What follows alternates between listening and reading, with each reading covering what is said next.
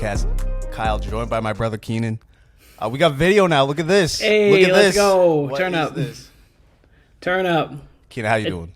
I'm good. It took a minute to get to this point, and even tonight it took to a minute, but it's nice to be here. It's nice to finally be recording on a video. It's nice. It's been nice. It's been a mountain to climb. It really has. It's been a true It's an mountain. adjustment too. It's an adjustment. I don't know whether I keep wanting to look at this light right here, but I got to look right at the camera. But this is cool. Yes. This is cool.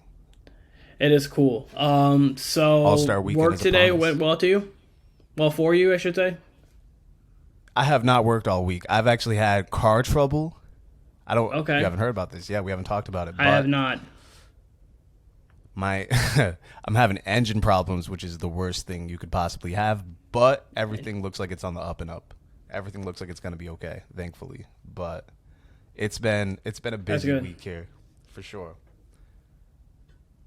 Okay, I would say for me, work actually went pretty well. Today was solid. I went in at 7, so it was a pretty simple day. I have a question for you. Day. Yeah. It was a truck. I went in at 7. It was a truck day. We got some new shipments in. Nothing crazy shoe wise, but otherwise it was a pretty just generic. Are you guys getting the playoff? Are you Sporting Goods. You guys get every Jordan drop or just some? Because I know Dick's gets shipments, but I'm not sure like how much they get for shipments. Like Champ Sports gets some. I don't Foot think Locker so, some. to be completely honest with you. I Yeah, don't think if you so. get the playoff 13s. Oh yeah, no. I don't think so. If we do, then they would be going only to Tampa because our store is a tier below them. So Tampa tends to get more of those like higher end ones. So like Tampa would get those, we wouldn't. Interesting. Yeah. All right, what's this random topic? Very random. So one thing right now I wanted to quickly mention. So today, Austin, friend of the show, obviously friends with Timmy and Camden in the fantasy league that Kyle hopefully is going to join. I am in. Was talking, and he's an Aaron Rodgers guy. He's a Packers fan. So he was like, I don't agree at all with Timmy's and Camden's take that Mahomes is better than Rodgers. Fine. I agree with it too. I think Rodgers is definitely better than Mahomes, and Mahomes has stuff to grow. I mean, he can get there, but he needs to grow more, play in the league for more than 5 years, maybe. I don't know. And something was interesting that he said today. Do you feel that when you're rating quarterbacks that MVPs matter more than Super Bowls? It's two different seasons, you know. Regular season MVP, Super Bowl. I would say Super Bowl MVP matters to some degree. Depending on how you played. But yeah, they're two different seasons. I mean, you play to win the game, right? Like the most important, like we can talk about whatever, but the reason why we champion Tom Brady, everybody take a shot now. The reason why we champion Tom Brady is because he won it 7 times, right? It's not, you can compare him in the regular season. He's very comparable. He's probably the most consistent. But even so when he was early on in his career, the stats were good enough, pretty good, Pro Bowl level. But he was beating Manning more, right? You can say that was more about the team than Brady. But Brady would always, secure the winning drive, winning score, whether it was a touchdown or a field goal, When it got to the mid-2000s, he was on Peyton's level, right? And Peyton was right there, and they were kind of dueling. Peyton was probably getting the MVPs a little more still. Then Peyton gets his injury. Yeah. Brady doesn't get any Super Bowls at that time, but he gets 16-0, blah, blah, blah. Then, we move to the second half of Brady's career where Manning's still there. And Rodgers this time, and Brady came out on top more than either one of them combined. With all the teams being pretty equal, I would say. I don't think I'm incorrect in saying that. Where Brady has the edge there is obviously Belichick. He got 3 in each of his, title pushes, his 2 primes, if you want to call it that. He got rings out of both of them. With Rodgers there. And Rodgers was probably putting up slightly more explosive stats than Brady at that time, whereas Brady was putting up more consistent stats. Depends on the season. But, it'd be the same thing here. If Justin Herbert comes out of this even though Mahomes, I'm just using Herbert as an example, but Mahomes has got 2 right now, right? Of course. He's Yeah. undoubtedly got the best start to his career, right? Where Brady had the rings, Manning had the production, Mahomes has got both, right? Matter of fact, that's what kind of got this whole Rodgers thing started. Was he got a Super Bowl in probably his 3rd year as a starter, something like that. Then he took off and he's never been back. So let's say Herbert over the next 10 years gets 3, and Mahomes never gets another 1, and the stats are pretty close. Who are you going to give the edge to? Your gut's probably going to tell you Mahomes after how he started, but who knows? Of I'm course. just making up a hypothetical here, but at the end of the day, you're going to take the guy. Unless it's extremely close. If it is 3-2 and Mahomes is like killing him in every category, okay. But if it's 5-2, if Herbert or whoever comes out with 5, that's why you have each season's a new chapter, right? That's and if you're talking Jordan, LeBron, that conversation's a whole lot more nuanced than that, clearly. Mm-hmm. And now LeBron's got the scoring title. If anybody wants to call LeBron the GOAT, like, go ahead, I get it. He's a scoring champion. He's had the most longevity. He's going to have all kinds of different accolades by the time he's done. He still looks like he's got 3 or 4 more quality years in him. So, it's going to be a different argument. I was going to say, yeah. But peak for peak, that's an argument for Jordan for sure. You know what I mean? Dominance, Jordan's got it over just about everybody but Russell. But look at that. You got me going on tangents just to begin this podcast. And I look like a fucking crackhead. Like, I look like a ghost. My complexion looks like a ghost right now. So you got me looking crazy. But but I'm wearing a bad to the bone. I'm wearing a bad to the bone softball shirt that I got I played up in Canaan. I forgot you're in a softball league now. How's that going? So the softball league actually ended. I'm filling in tomorrow for one, but we came in second. Yeah, it was the softball league was like maybe 10 weeks, but since it's softball down here, it's 10 weeks and have 2 weeks off, and it's like 10 weeks again, then 2 weeks off. So they constantly have it all year. So that league ended, but then there's another one coming up in a couple weeks. I don't know if I'm playing in that or not. Yeah, I'll probably never participate in softball ever again. But that's fair. I'm here to complain about All-Star Weekend. Do you got any other topic? Oh, sorry, my fault. Go ahead. No. I was gonna say no. I'm down to talk about more, but I'm ready to complain. Like I did this last All-Star Weekend. Yeah. Do you want to just start with general complaints first? I have somewhere I want to go with this, because we could do some hypotheticals. But you know what? Let's not say complaints, okay? Because that's negative. Let's give me your overall view and feeling for this NBA season so far as we hit this. I would say halfway point, but we're really like, almost 3/4 in. Pretty much. You know what I mean? Yeah. So. Yeah. My thoughts on the NBA season so far, as it's been a very long roller coaster ride. And I say that because you've had a lot of stars injured, like the Warriors have had Steph injured twice. You've got KD's missed time. You've got Embiid's missed some time. Harden's missed some time. Luka's missed some time. LeBron, Anthony Davis. I think Jokic has missed just about everyone. Jokic has missed games here and there, which is typical in today's NBA. But it's been a roller coaster because week to week, you don't know who is going to be suiting up. And you don't really have a definitive, this team is above and beyond better than anybody. So even in, the East, you would have the big three would be, no order, Boston, Milwaukee, Philadelphia, with then the Cavs now being that fourth team that could maybe play spoiler to one of them, but I don't see them going to the finals. Who's your fifth team? Then in the West, you have the New Look Suns. In the East. Did I say fifth? No. Oh, no, I said four, sorry. No. I'm asking you, who's your fifth team? Oh, okay.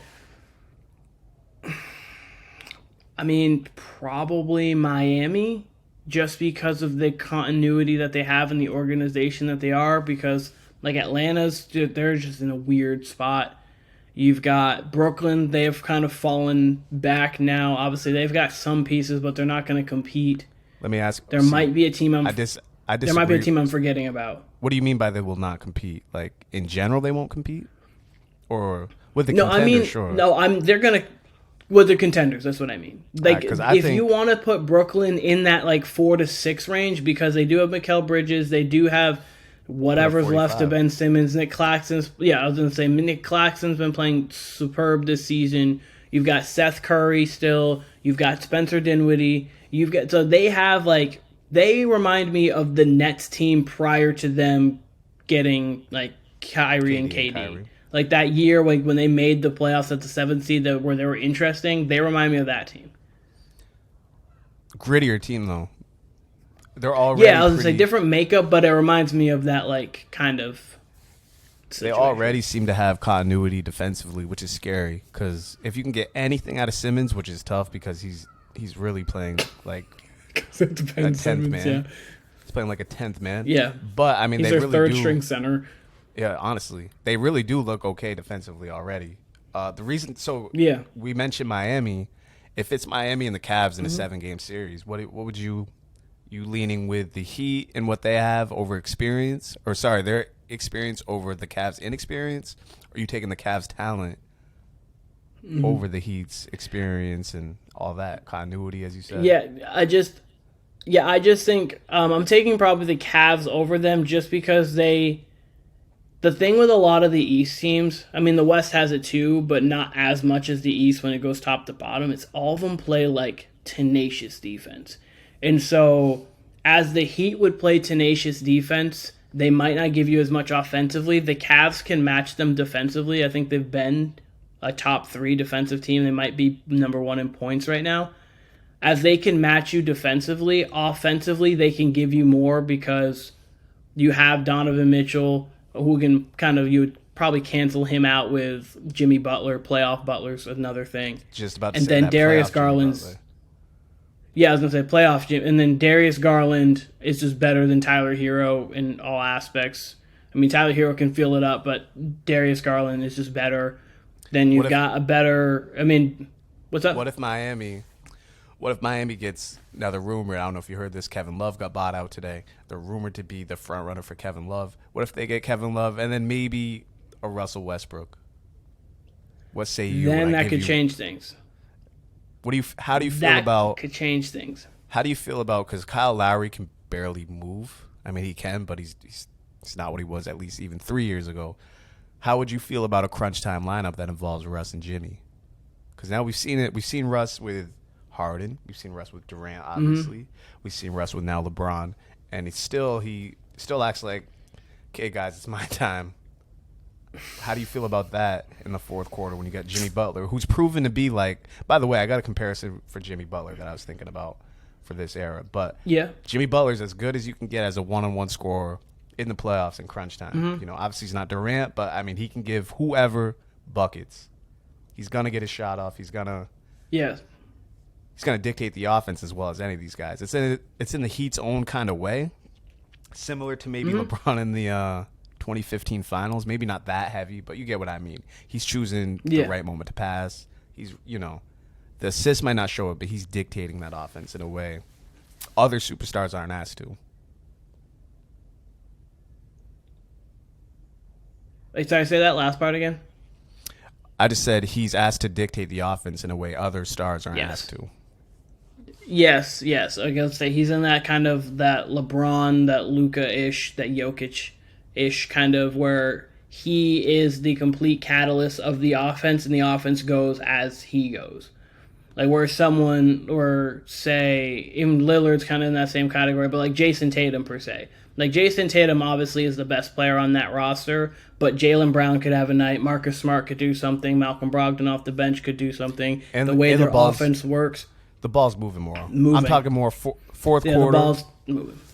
Fourth quarter, it's going through Jimmy, like all the playmaking ability. Regardless of how the first 3 quarters went, that fourth quarter, everything's going through Jimmy.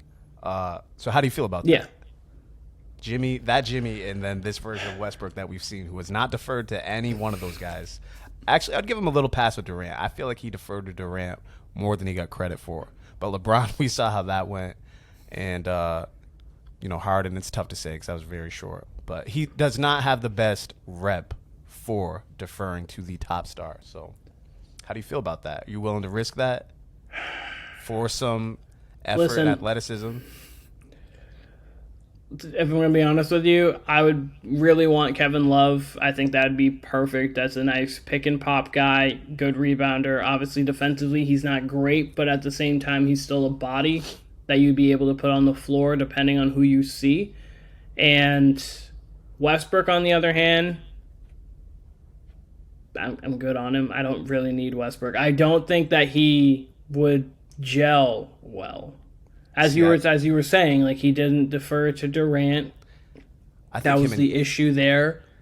Well, him and Durant worked better than any other tandem. Like, him and Durant they picked their spots.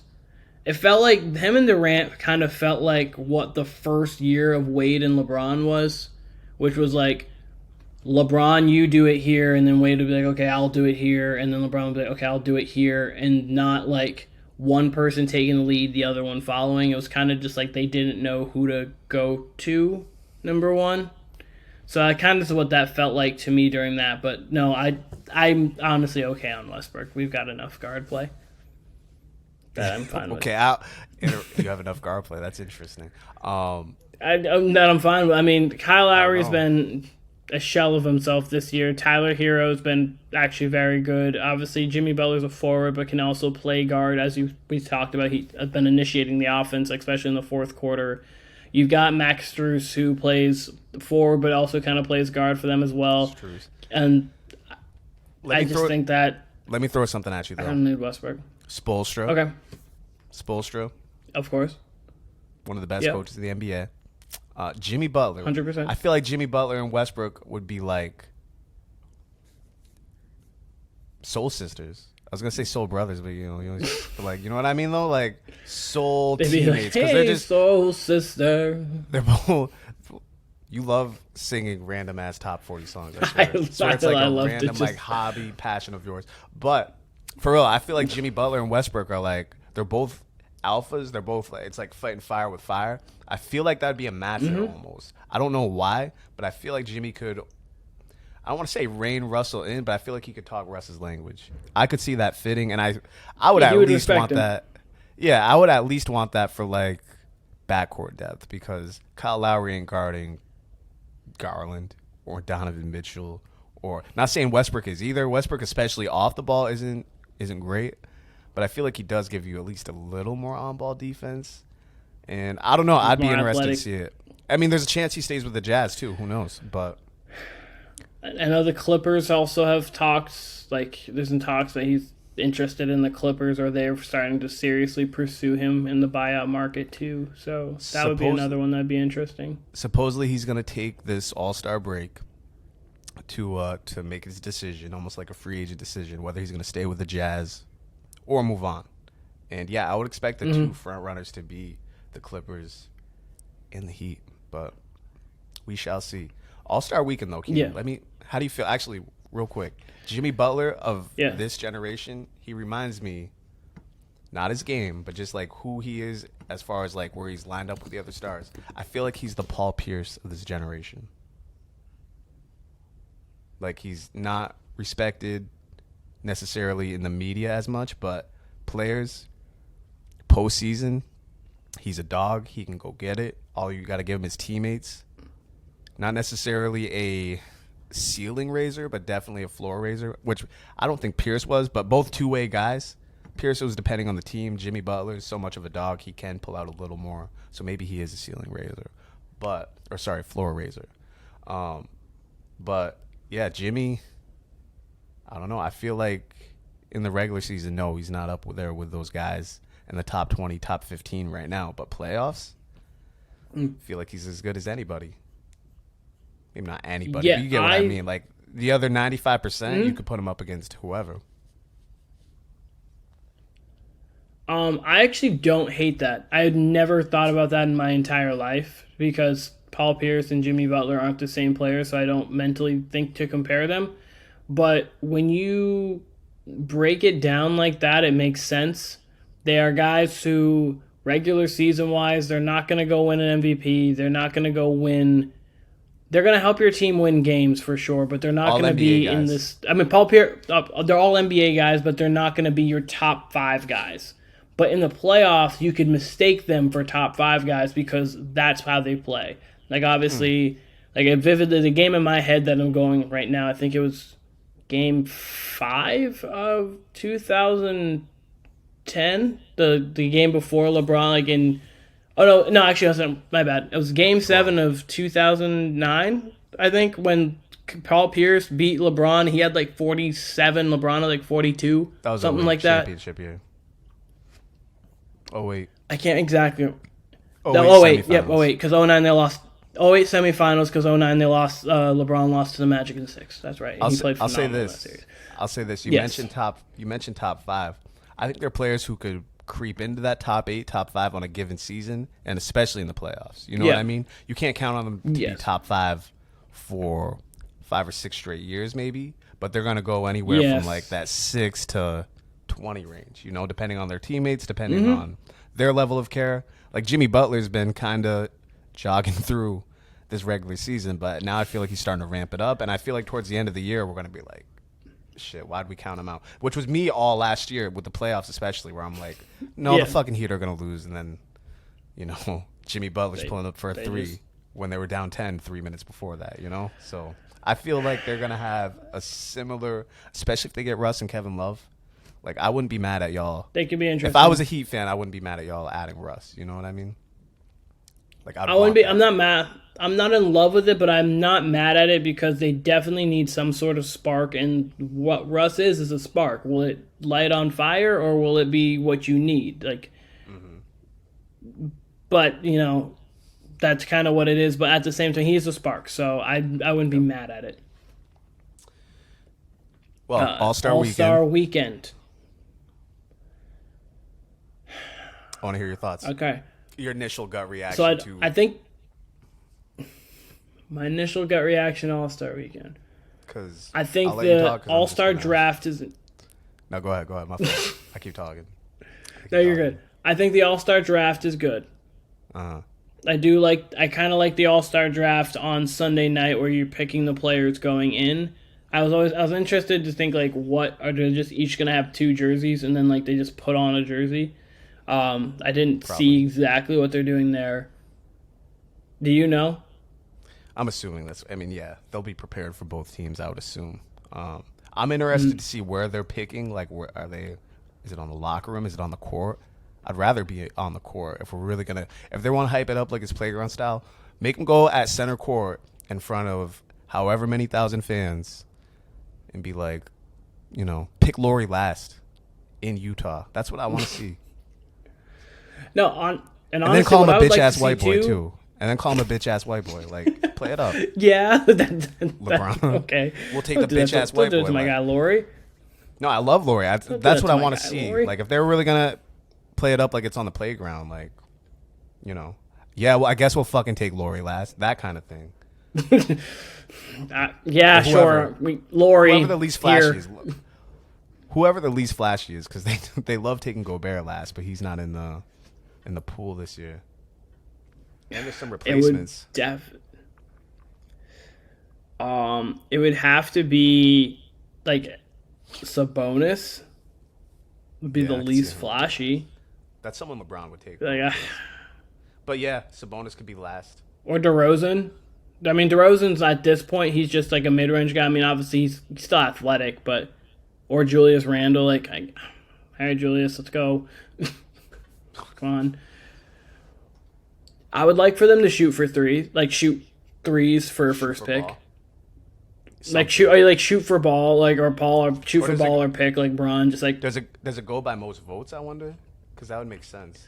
It probably does, but I would love for if they're gonna make it like a pickup atmosphere, they shoot for ball. Like if LeBron says like I'm gonna if I make it, I get ball first or pick first. If I miss, then you get it. It's gotta be. All right, I'm just gonna come out and say, I fucking hate All-Star Weekend. Like, I don't like it anymore. I've said this before. I think it's later in the season, so now it doesn't even feel like a true halfway point. It's like we get an All-Star game, then we get a break, then we get a sprint to the season, which is cool, which is great. But like, what do we got tomorrow? We have a tournament tomorrow. Well, let's actually start with what really kicks it off, which is the celebrity game, where for some reason they have, and I think this is demeaning, they have WNBA players on the roster. Never understood that. They go in there not giving a fuck because they're like, why the fuck are we playing with these celebrities? And they take like 3 or 4 shots. Yeah, they can cook them. Yeah. They could eat, like, Candace Parker, like, with Kevin Hart on her, what's she going to do? She could cook him easily. Justin Bieber, I know Common's cool. He can play some basketball, but go on. Then you mentioned Bieber. Like, yeah, they've had Bieber, they've had Quavo. I don't know. They've had big stars, but then they'll fill it with, like, 5 other people on each end that the general public probably doesn't know. All right? No. I don't even, granted, maybe I don't watch TV and shit like that anymore, but even when I was like at my TV watching peak, there would be at least 3 or 4 where I'm like, why? Like, just invite whatever rapper, whatever former football player, NFL player, like when T.O. showed up at like halftime that one year, that was cool. Like shit like that. Throw Justin Jefferson in there. Anybody. But instead they'll throw someone in there who can't even fucking like dribble, and like, what do you got? Which is okay in some cases, but like, again, why is there WNBA players there or former NBA Hall of Famers? They're just gonna walk up and down the court. So make the celebrity game better. Shaq was there one year, and Shaq was there like 3 years after he retired. It was like Shaq was in the celebrity game like 3 years after he retired, I believe. Yeah, like, it was something ridiculous. Like, what? So who are we gonna have matched up with him? Diana Taurasi? Like, I just don't understand it. Or like you said, Kevin Hart. Cool. Actually, that's kind of funny, but. What you typing over there? You typing a report? Say that again, sorry? That last part? It sounds like you're typing an essay over there. Oh, no, sorry. I was looking up at the Celebrity All-Star Game with Shaq because I may have mentally blocked it out. I know T-Mac did it. I think Paul Pierce did it. Like, there's been people who, like, legitimately can play that have done the All-Star Game. It's like, why? I'm looking at the roster right now. I'm pretty sure the BET Awards has a celebrity basketball game, and they actually fucking play. Like, they play. That's what I want to see from a celebrity game, because you could make that cool instead of making it a PR stop, which, you know, whatever. The game is the game. Rookie Sophomore Challenge, which is now what? Rising Stars Challenge. There's like 4 teams. One of them is a G League team. It's a mini tournament. I know they did something similar last year. I didn't watch it, and I didn't feel like I missed anything. Am I correct or incorrect when I say that? Did I miss anything last year with this little mini tournament? No, I don't think you missed anything at all. Because I've been seeing clips of like the old ones, like the 2000 ones with Baron Davis. I saw clips of LeBron, Wade, and Melos. Just a lot more fun. Just seemed like a better atmosphere. Seems like they were half trying. Like there was some defense. Maybe not in LeBron's, but a few years before that. And I feel like we say the same thing about the All-Star game. So I don't know if their little tournament thing actually made it more competitive, but that's been pretty dry over the last 3 years. Whatever. Didn't watch it last year. But my main gripe is All-Star Saturday night, Keenan. I've said this again. Who the fuck is a skills competition for? They jog through it. I would much rather see, like they had the couples game last year. It was 2 Chainz and his wife versus Steph Curry and his wife. Give me that as the first event all day and tomorrow over the fucking skills challenge. Yeah. Can't stand it. Or Big 3, as we've always said, but go on. Yeah, or one-on-one. Like, give us a one-on-one tournament. Give us a one-on-one tournament. No one's getting injured. And it doesn't even have to be the NBA. It doesn't even have to be NBA players. Like, honestly, as much as I would love it to be the superstars of the NBA, they probably won't do it. And they have as you're about to get into. Oh, they better do it. I mean, but if you don't have the superstars, at least get like. I'd watch any player play one-on-one. I would watch any of them play one-on-one. Listen, you can have even the G League players. Like, if you have Max McClung playing one-on-one with somebody else, like, in whatever, it's better than the skills competition that they had. Like, it was cool in the mid-2000s. And it wasn't cool then. It was cool, like, the first 2 seasons, then they could have done away with it. Yeah, it only mattered when people actually, like, tried to care. Like, I remember, like, Nash went through fast, Wade went through... Or make it hella complicated. That's what you gotta do. Yeah, I mean, the skills competition, because you only can miss you can miss 3 passes. So essentially, right now, there is a world where I could beat an NBA player in the skills competition, and that's not even me joking. That is me like being serious, because if they miss 5 threes and I happen to hit a 22-footer, which I can hit, I could beat them theoretically in a skills challenge, which should never happen. Didn't Kevin Hart beat Draymond Green in a 3-point contest that he was supposed to lose? That just reminded me of that. Yes. Like, it was clearly designed for him to lose, then Draymond actually struggled and either tied him or lost. I can't remember. Like, I think he tied and he might have lost. Yeah, they should have docked a few million off his contract just for that. If you can't shoot your way past Kevin Hart from an NBA 3-point line at that, I don't know. But yeah, no, that's a problem. Long been my gripe, or not long, but the last few years, but this year especially, when it's mainly a G League roster of guys for the dunk contest, the 3-point contest, which has the stardom, that should be the final event. I actually think it should have been. Go ahead. No, I was going to say, it should have been for the last, half decade. Once Steph and Clay started getting involved in the 3-point contest, I'm not just using them because they're the 2 greatest shooters. It just happened to be at that time, the 2015 when Steph won, 2016, I believe Clay won when they went back and forth. It was better.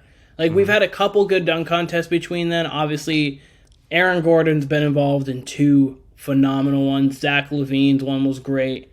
His solo one before he had the battle with Aaron Gordon. Those have been the dunk contests, but otherwise it's been Zach LaVine's was so good that you called it his solo win. That's how good that one was.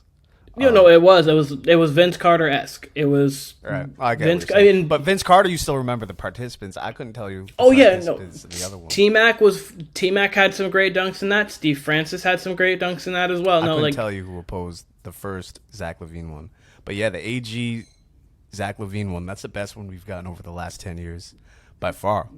Yeah, Maybe Blake Griffin was in there too. I don't, but.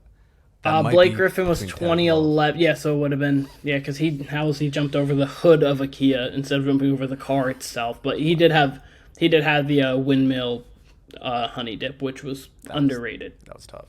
That was underrated because people didn't talk about that like it's a top 10 to 15 dunk ever in the dunk contest, which it is. So windmill honey dip? You kidding me? So I definitely think that. I really do think this dunk contest is G League because it's Jericho Sims, Mac McClung. Who's the other 2? I honestly, offhand, I'm not even 100% sure. I can look it up right now. Look how prepared we are. Well, that's how that's how much we're sleeping on it. I hope it's great. I think it has potential.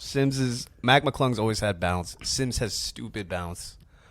They're not household names. It's as long as you can complete it on the second try, we're good. Yeah. That's already the makings for a good dunk contest. That's what gets these dunk contests held up is that you get to the 4th, 6th, 8th attempt, and you're like, by then the crowd's out of it. The crowd's out of it at home, and the crowd's out of it certainly in the building by that point, especially if it's a cool-ass dunk.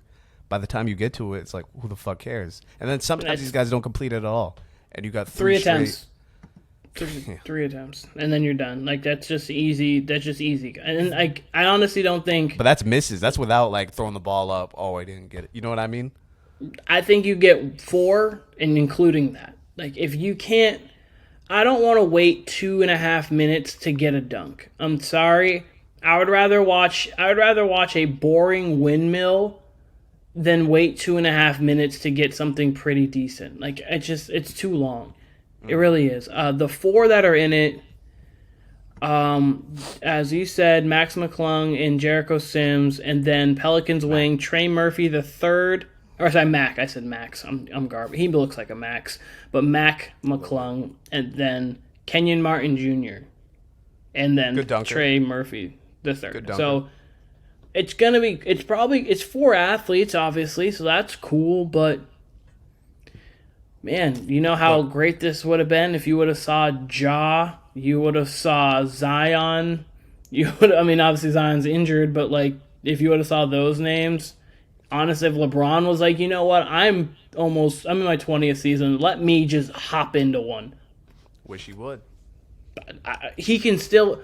He might not be able to jump, obviously, like Ja or something. He could do something that's impressive enough to me to where he could at least get 45s. And the spectacle of LeBron being there would be enough. He could just do that dunk he always does on a breakaway. Just do that every time, just that tomahawk slam he always does. Just do that 4 times. That'd be better than some of this shit. I've always said that because people would always say that LeBron's not like that creative of a dunker to be in the dunk contest. It's like he doesn't need to be. All he needs to do is run, take off from 2 steps inside the free throw line, get his chin above the rim, and throw down a vicious tomahawk. And I'm gonna love it. I'm sorry, that's just impressive to me. That's impressive. Go through the legs a couple times, Go through the legs based on LeBron has had in-game dunks that definitely would be dunk contest dunks, easy, and I'd be fine with them. But go on with the rest of the. No. All I was gonna say is they should switch it. Make it a big deal that they're switching it, saying hey, the game's gone 3-point way. We're making that the last event. Cool. What's gonna happen is, one or two things can happen. Is everyone's gonna be like, good, fuck the dunk contest anyway, and no one's ever going to come back, and we're going to get this G League type of shit every year. But eventually someone's going to take it personal and be like, what about the dunkers? And then someone like a John Morant, who I would have figured he would have done one by now, but someone like that's going to enter that's, big name, can dunk, can fly, and they're going to try to bring the noteworthy, you know what I mean? Someone's going to take disrespect to it. Whereas, you might not get Clay and Steph every year, but this year we got Lillard. You got Jason Tatum. That's 2 superstars right there.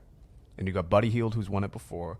Top shooter in the league. Hero. People know Hero. That's one of those names that, even if you're a casual NBA fan, you probably know Tyler Hero. Halliburton, I don't understand. And then you saw this today probably. They substituted, it was Anthony Simons. They subbed him with Julius Randle. I don't know why the fuck Julius Randle's in there. I actually found out the other day. Didn't know this until the other day. I seen this on Instagram. Or maybe it was Twitter, one of the two. Allen Iverson did a 3-point contest. I think the year I didn't know that either. I feel like there's always some random person that does one. So I feel like LeBron's gonna do one before he's gone. AI had to get 15. He got 10 and didn't even get all of his shots off the rack. He had 3 or 4 more shots and the clock expired. So that's how his shot. He doesn't have a 3-point jump shot like that. Nah. So I think MJ did the 3-point contest too and got murked. That I do remember. He was in it once. I need Steph in it again. I understand he was just in it. I feel like they do it every. I feel like they do it every couple of years. If Steph doesn't do it, Clay does it that year. I feel like one of them will be in it next year. Now that they're both not in this. Also, why was Clay not in this one? He's been on. He's actually been playing lights out. But probably wants a vacation. Probably, but next year I would love at least one more time where you got prime Clay and Steph, shooting wise. Obviously, I would love to see that one more time as a battle. So give me your ideal. That would be a great battle. Give me. So let's say, I'm gonna give this to you, right? Let's say, yep. No skills event. We get a 1-on-1 competition. All right, we got 1-on-1. Then we get the dunk contest if we're saying that's ideal, or we can keep the dunk contest last. But I want you to pick your field for 1-on-1, for 3-point contest. We'll kind of throw it together that way because we're gonna have a lot of the same names, I'm sure. But we'll say 6 people for a 1-on-1, 3 on each side of the bracket. Is that cool? Or are we going 8 for 1-on-1? If it was 1-on-1 All-Star Weekend, we going 6 competitors? Or you have to go 8 because that would mean that people have a bye. Unless you want to do a round robin. Could do a round robin, whatever. We'll do 8. We'll say 8 then. Right? So give me Durant. I think we'd both say Durant.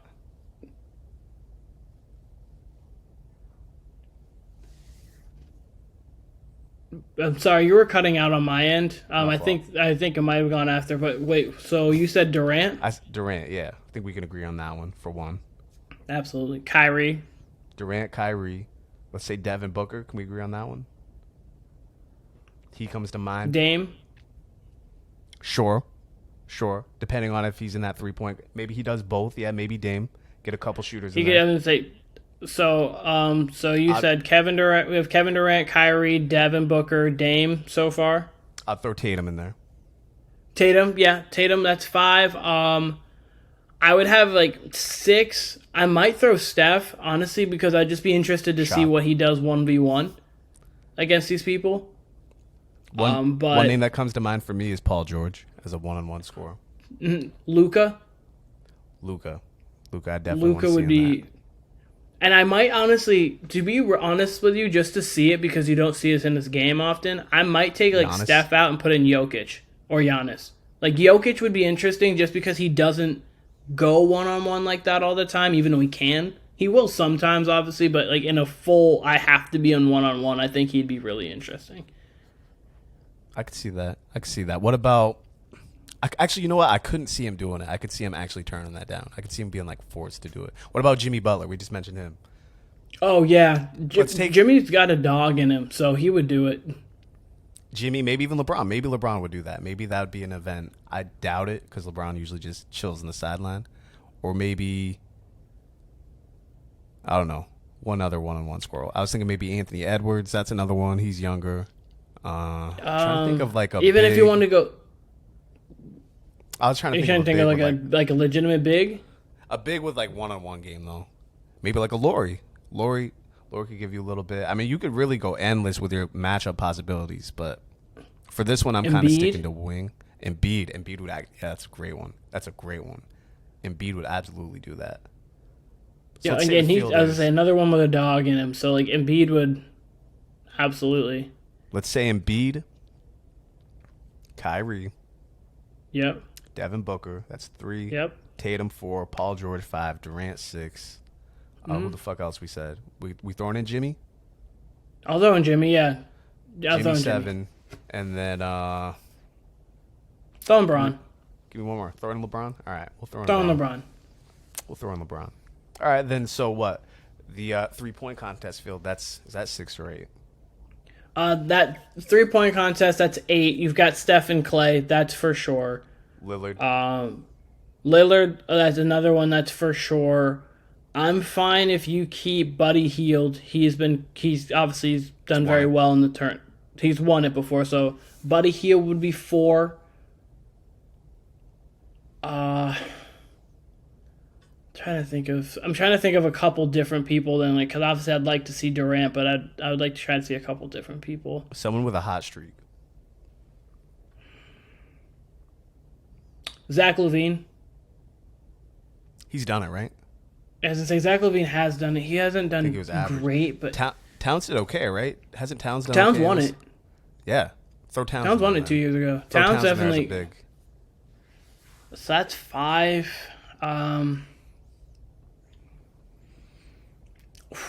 There's some. Oh, I don't know. I do About like the spot honestly. specialist. Yeah, I am too. Like I'm looking at this year. I like Kevin Huerter. I actually do. I think he can shoot obviously very, very well. What about Seth? Seth, that's a good one. Seth Curry's a great Seth, one. I was gonna say if you get like if you got a final round of Clay, Seth, and Steph, that would be wild. Throw Malik Monk in there.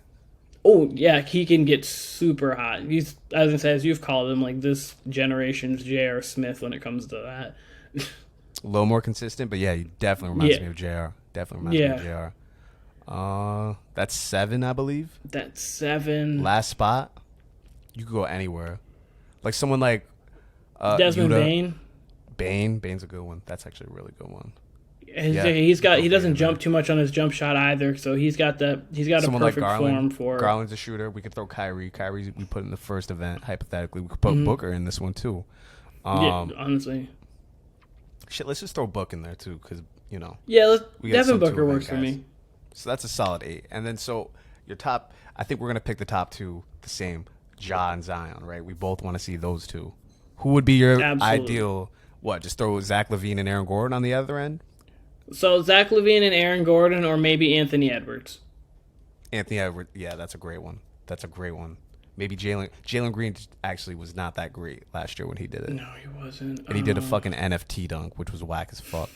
Who else?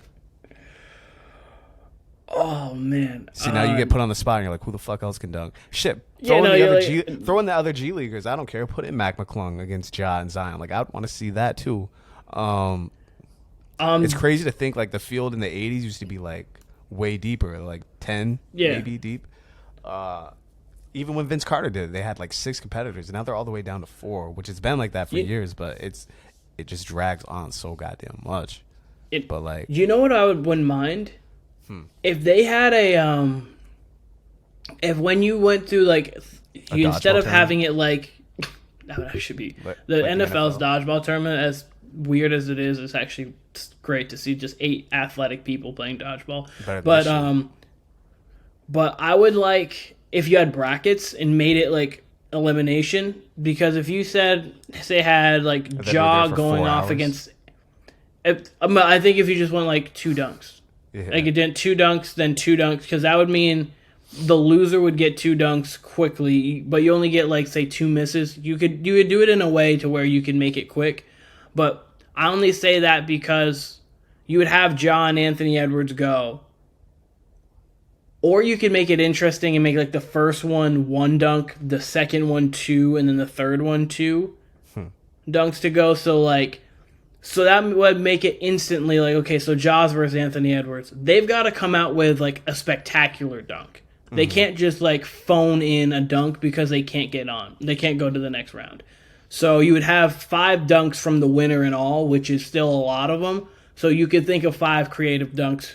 But if you went 1 and then you went to the next, I have 2 dunks per the second round, because that's pretty much like your conference finals or your finals, semifinals round, and then you have your finals against whoever. I think that would be pretty interesting because everybody would bring their A game to start. You can't just ease into it. So you think tournament style is the way to do it, as far as I do, because you put competition instantly. You put competition instantly. Which is kind of what they thought with the All-Star game, with the Elan ending. Okay, I see where you're going with that. So we keep the 3-point contest as it is. Yeah, the 3-point contest is like as perfect as you're going to get. I like the money ball even added too. So keep the money ball, and then just keep the 3-point contest the way it is. So let's say hypothetically we get this dunk contest with Ja, Zion, and 2 participants to be named later, right? What contest is going last though? The 3-point contest, the dunk contest? 3-point contest until the dunk contest earns it back. I agree. Listen, I think that Ja would take the house down, but there is a much higher chance that the dunk contest is going to let you down than the 3-point contest is going to let you down. There's going to be one out of those 8 people are going to get stupid hot. Most likely it's going to be 2 or 3, but 1 out of the 8 is going to get stupid hot to where they score 30.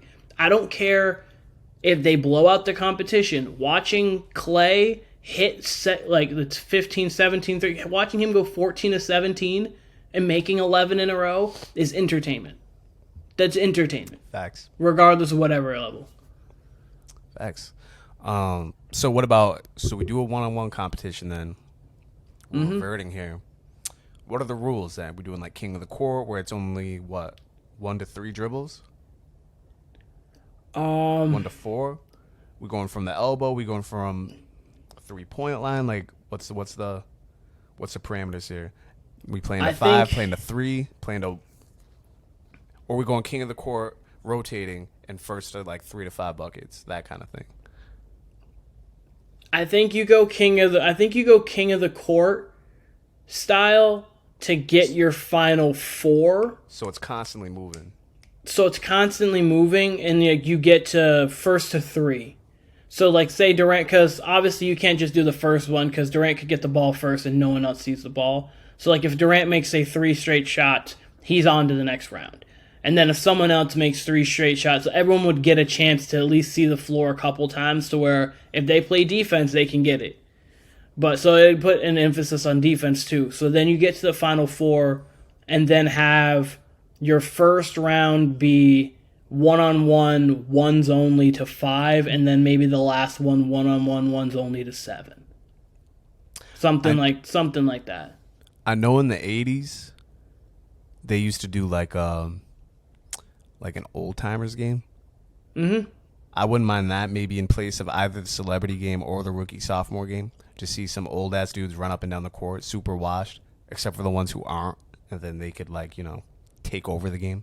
I'd be more interested in that on a Friday. I'd be interested to see, and I'd be more interested to see that too. Like if you even if they weren't 60s, if you had like 45 to 55-year-olds, so if you had Charles, Shaq, I mean they're Charles a little of Shaq and I was gonna say Charles was older than Shaq, but like say you had Charles, Shaq, and Kenny, just because I'm thinking of those three right now. You got AI to come out. You've got Jason Williams, who's still in great shape. Maybe Chris Webber. Like you just get like a 5-on-5, like 1 quarter, like maybe 1 quarter stoppage, 12 minutes, and then just play it out. Or first to like say 50, or like first to 50, or throughout the 12 minutes, whatever happens, because obviously it's stoppage time. Because you'd want to take up about 30. You want All-Star Saturday night to take up about 3.5 hours. So if you can get that one to be 30 minutes, you'd get that's Friday night. So you'd want that like 2 hours. Or to combine them, do it similar to what the rookie sophomore game is now, or the Rising Stars. Because they've tinkered with that a lot, whether it's international, this or that. If you wanted to do you could do 1 quarter that's celebrity. Mm-hmm. You could do 1 quarter that's Rising Stars if you want to do rookie, sophomore, international, whatever you want to do there. Excuse me. You could do the WNBA All-Star teams, 3rd quarter, 4th quarter, whichever. And you could do like we said, a retired players game, alumni game, if you will. Sort of thing. So you could do a mixture of all that on Friday and really make it a celebration, because I don't know, I haven't watched in years, but they do like a like a celebrity softball game for the MLB one that ESPN will air, and it's still it's a lot better than the celebrity game that the NBA puts on. You know what I mean? Like you know what I mean? You have to react to the ball at the end of the day. You know what I mean? If you suck, you suck, but you're not just jogging up and down the court, like just there for a look at the end of the day. So I'd like to see them. I don't know. They could make it so much more entertaining than it is. And people have been calling out for the 3-point competition to swap with the dunk contest for at least the last 5 years. And it's definitely time, because this shit is just terrible. You hear it. I can't do it. So you hear it from the you hear it from the people who are calling, like obviously like when Reggie's talking about it, it's like I think it's time to switch. Like you hear it from all of them, and it's like, okay, so the people who are it's a nice Reggie Miller impression. Yeah, Sunday Gaines is all I can ever think of when I think of Reggie's. I forgot about Sunday Gaines. When he had his game winner, I don't know. That was the Reggie call that I can remember. Them Sunday Gaines comes from the team. Yeah, rent 10-day contract and hits the game winner against LeBron James in the Cleveland. Yeah, so that's. Thank you for that. Yeah, but that's what I remember. But yeah, no, it's about time to switch. I think that our format would bring people in. I think if you had first quarter, and I do think you probably have a little bit longer for the rookie sophomores, just because obviously they're in the NBA. It's kind of their moment. But I would go first quarter celebrity, second quarter probably WNBA, then third quarter all-timer, like the old-timers game, and then the fourth quarter, what I would probably do is extend it.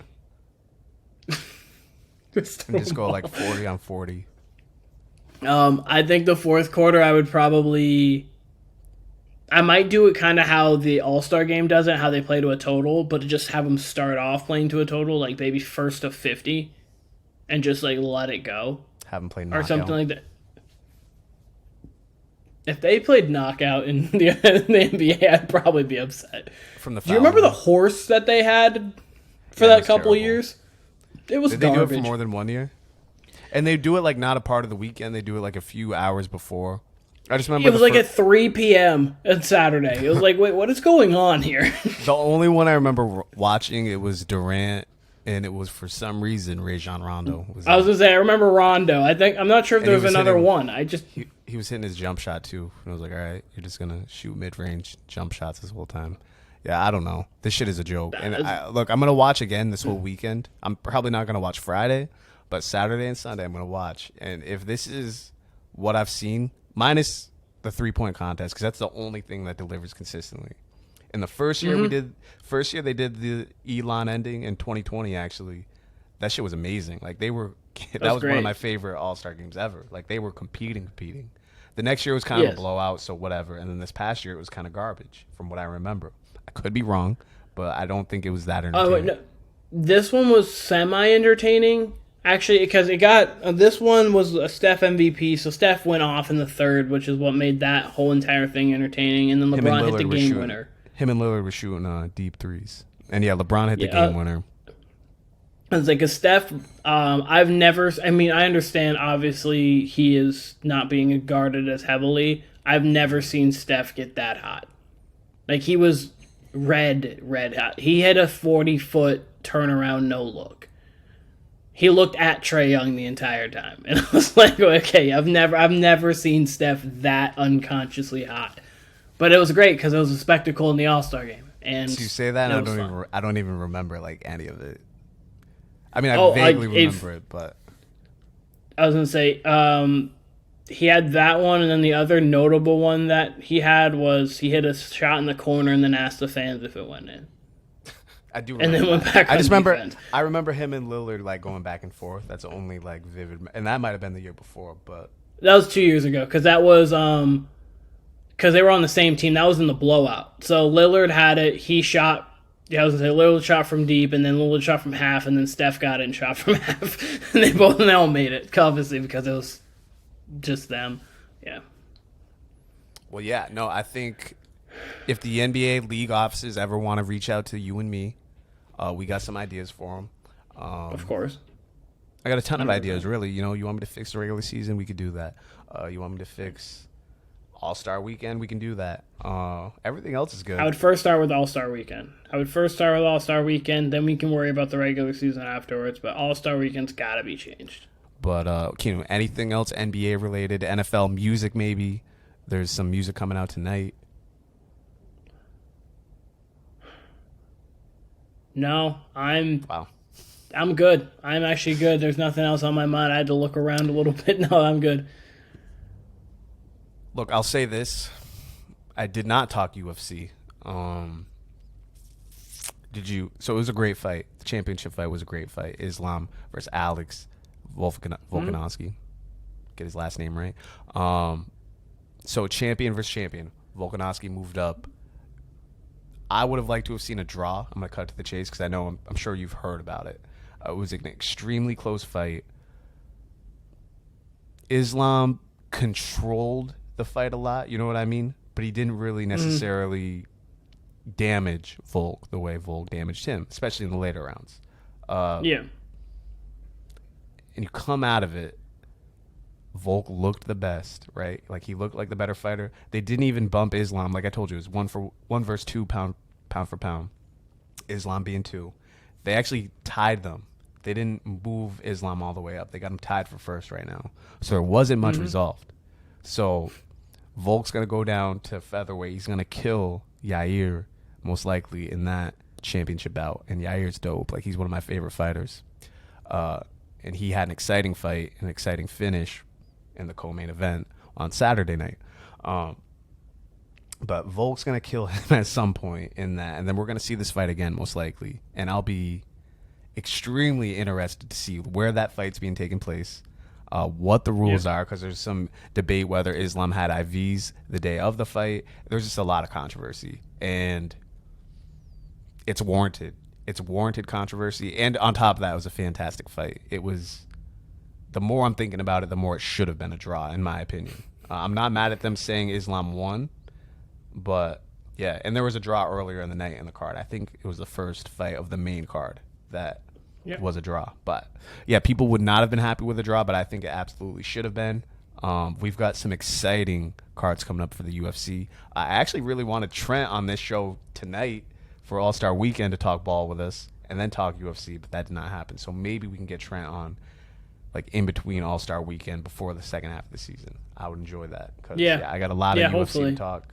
Got a lot of UFC to talk. Got a lot of NBA. random topics to discuss with y'all. But yeah, and like I said, we're hoping to get. We are getting our NFL off-season predictions podcast going next week, so that should be exciting because I'm still in NFL mode. I don't know. I've got some teases. I won't ruin it right now. I got some teases. I still got some heavy predictions.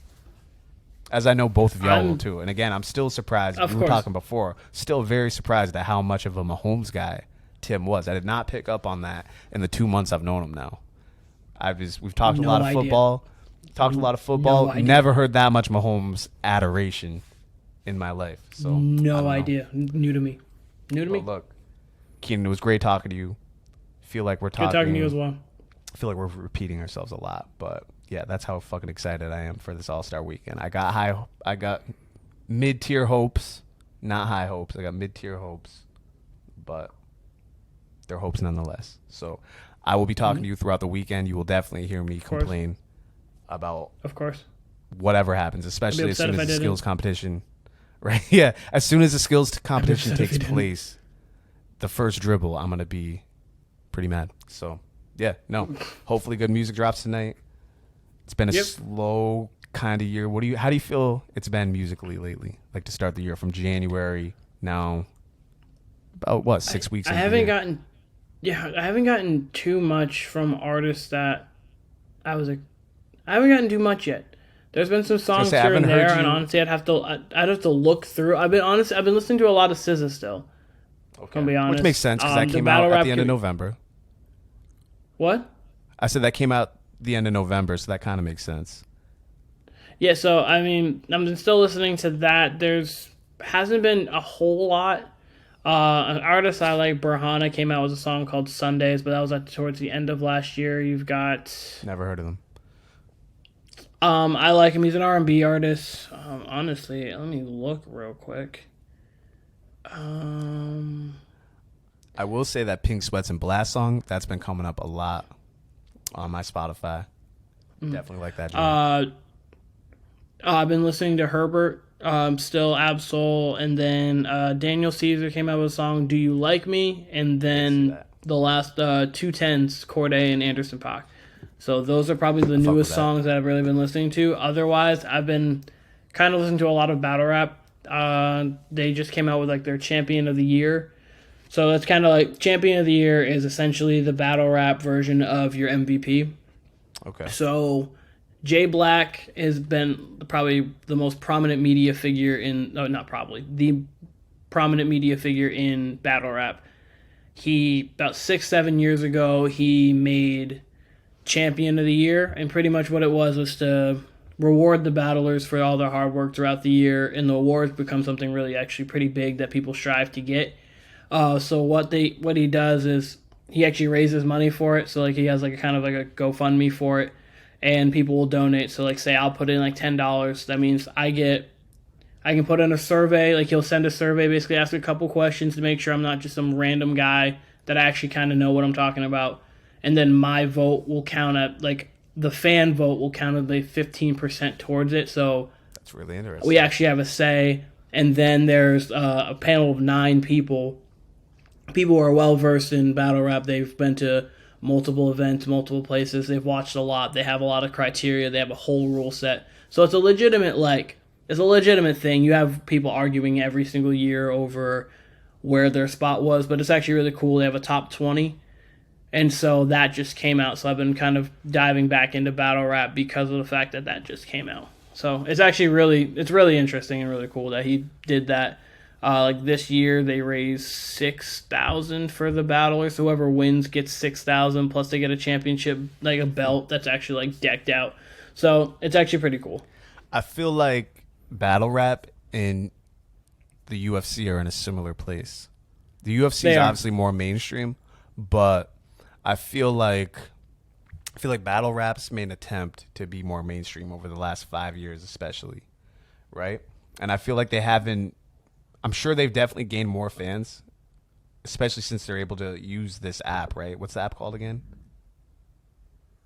It's what's the app called for battle rap? Oh, there's a URL app. I think there's like an iBattle app, but like so your three biggest leads are. What's up? I thought there was one more. I thought there was a new league with like an app that came out. The one that Drake was like. Oh no! So URL partnered with Caffeine. So Caffeine app is where you can watch battles. So you can stream the battle first for free. Right. And so like the big events, say like Gnome, Summer Madness. There's a Redemption one coming up soon. Like the big events that they have, they'll stream it there so you can watch it first time on there. But if you wanted to rewatch it or you missed it, you have to get the URL app, which is $7.99. So it sucks for some of the new battlers because they don't get the YouTube drops. So like you, who you'd be like, oh hey, I do know who Loaded Lux is, I know who Murder Mook is, I know who Stu Surf is, Hitman Holla, because you could see their battles. Like, okay, you remember Loaded Lux Calico, you gonna get this work, cool. But then you have someone say like Real Sick, who I'm not sure if you've ever heard of, who is dope. He just hasn't been on any, unless he goes on different leagues or smaller leagues to do battles, you're not going to hear really him because he really came up through COVID. So That's the only one thing that's a kind of a downfall, is they don't post battles on YouTube anymore. But it's still good it's still nice that they have this Caffeine so people can watch it live. They typically can get up to like 2 or 1 on Twitter, because it comes up on Saturday. So really it depends. If there's a huge UFC event, then they probably won't be trending number 1, but they'll trend high, so enough people are watching it. Yeah, I feel like the fan base is still like really niche, and the fan base is, I mean, you would know better than me obviously, but I'm sure there's some casuals in there, but it's probably severely outweighed by the diehards, you know what I mean? Which the UFC is big enough. Like, battle rap surprisingly hasn't had its Conor McGregor that crosses it over to mainstream. I don't know if it ever will, but where they remind me of each other is that the diehards outweigh the casuals or half watchers, and because of that, you really do have like a tight knit, smart, knowledgeable community about like what the product is. So when they see something funny in front of them, you know what I mean, like something that's bullshit, everyone's gonna recognize it, and it's not even gonna matter of, you know, let's say something in UFC happened with Conor that's controversial, you know, the fanboys who like don't watch the shit are definitely just gonna start like your typical NBA NFL argument as to why that happened with Conor, whereas everyone else who doesn't really have a crazed fan base like that, you're having a more realistic and nuanced conversation amongst some controversial stuff that happened. I feel like that happens in the battle rap community, where if some bullshit happens, your community's going to call it out. Everyone's going to recognize it, to the point where the fighters, or not the fighters, excuse me, the battle rappers are going to feel that from the crowd. You know what I mean? Like, it's all kind of full circle, and everyone's kind of on the same page. You know what I mean? Because of how 100%. tight-knit the community is. That's the feeling I get anyway. There's definitely, obviously, like within every fan base, there's still like the fans who kind of like half watch it. So it's gotten a little bit more quote unquote mainstream just because you have the free battles that you have.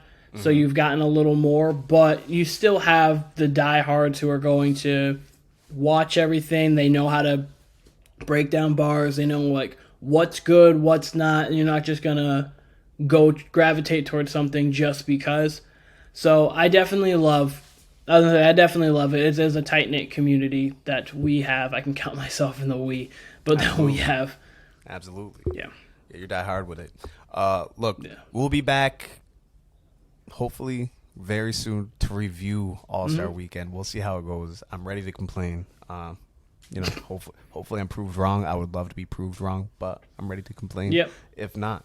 But thanks for listening. This was the Warner Brothas podcast. Keenan, I will talk to you very soon. Be on the lookout for a few different topics next week. Absolutely.